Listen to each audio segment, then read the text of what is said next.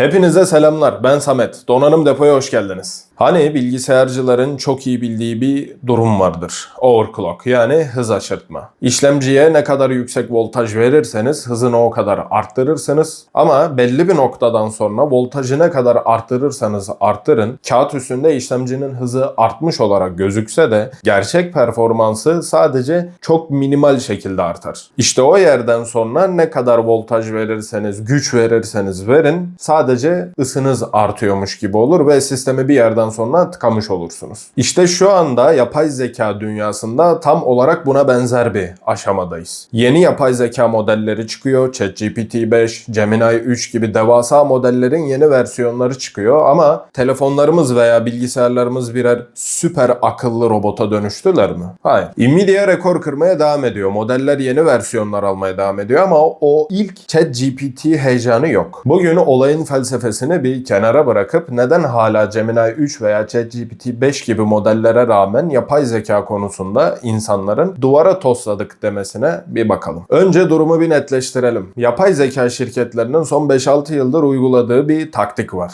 Daha büyük dil modelleri, daha çok veri ve daha fazla ekran kartı. Buna ölçekleme yasası diyorlardı. Yapay zekaya ne kadar çok veri verirsen yapay zeka o kadar akıllı oluyordu. Ama OpenAI'ın kurucularından Ilya Sutskever ve Meta'nın başındaki Yan LeCun gibi isimler şunu itiraf ediyor. İnternet bitti. İnsanlığın ürettiği kaliteli metin verisinin artık sonuna geldik. İşte ChatGPT 5 gibi modeller şu an o beklediğimiz Matrix etkisini oluşturamıyor. Şirketler milyarlarca doları Nvidia'nın çiplerine basıyor. Daha büyük dil modelleri üretiyorlar. Gemini 3, GPT-5 diyorlar ama o GPT-4 ile 3 arasında veya GPT-2 ile 3 arasında olan o uçurum kadar farkı bir daha göremiyoruz. Donanım satışları, ekran kartı, çip satışları patlamış durumda ama yazılım konusunda verimlilik duvarına biraz toslamış bulunmaktayız. Bir düşünün, telefonlarımıza sürekli yeni yapay zeka dil modelleri getiriyorlar. Hatta Windows'a kadar Copilot butonunu eklediler ama hala da o aradığımız Iron Man'deki Jarvis gibi yapay zekaya erişmiş değiliz. İşte duvara tosladık dediğimiz yerde burası. Çünkü dil modelleri büyüdükçe hantallaşıyor. Daha çok iş gücüne, enerji tüketimine yol açıyorlar ve bunun yanında hata yapma olasılıkları düşmüyor. Peki yapay zeka bitti mi? Hayır, yapay zeka bitmeyecektir. Aynı sanayi devriminde olduğu gibi nasıl makineler insanların yerini alıp onları işsiz bıraktılar maalesef. Yapay zeka da günümüzde şu an bunu yapıyor ve gün geçtikçe bunu artan biçimde yapmaya devam edecek. Herkes devasa, tabiri caizse tanrı modeli gibi her şeyi bilen bir yapay zeka beklerken şirketler daha küçük çapta SLM yani küçük dil modellerine doğru yöneliyorlar. Devasa veri merkezlerinde değil, sizin bilgisayarınızda, telefonunuzda yerel olarak çalışan, daha az enerji tüketen ama belirli bir işte uzmanlaşmış yapay zekalar. Hatırlarsanız son çıkan işlemcilerde hem Intel hem de AMD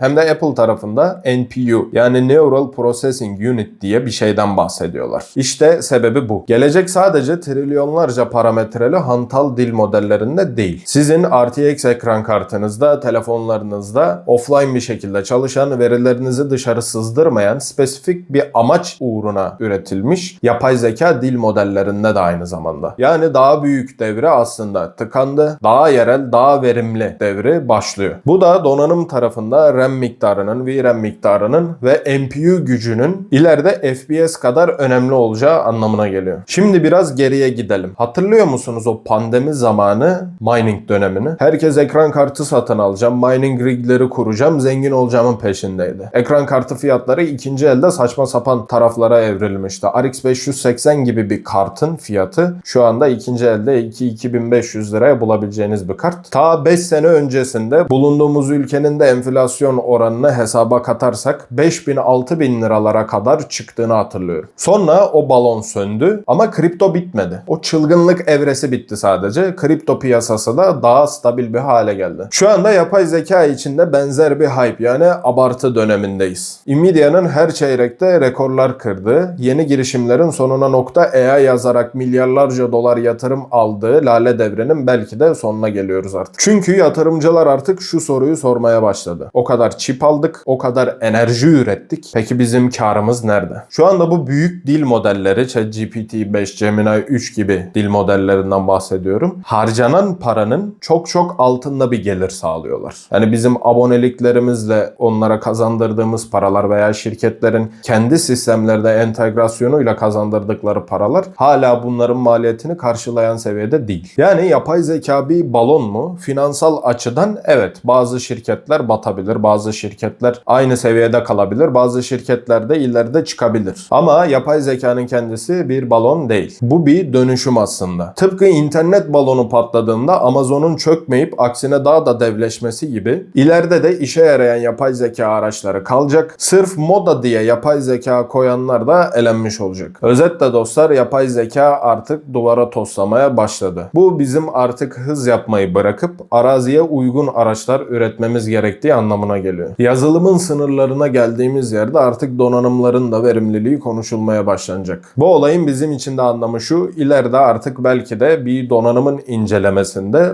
bir oyunda kaç FPS verdiğine bakmayı bırakıp bunun yanında bir de yapay zeka konusunda performansına, bir yapay zeka modelini kaç token hızında çalıştırabildiğine bakıyor olacağız. Sizler bu konu hakkında neler düşünüyorsunuz? Yorumlarda bunu tartışalım. Hepsine tek tek cevap vereceğim. Videoyu beğendiyseniz beğenebilir, abone olabilir ve bildirimleri açabilirsiniz. Bir sonraki videoda görüşmek dileğiyle. Hoşça kalın.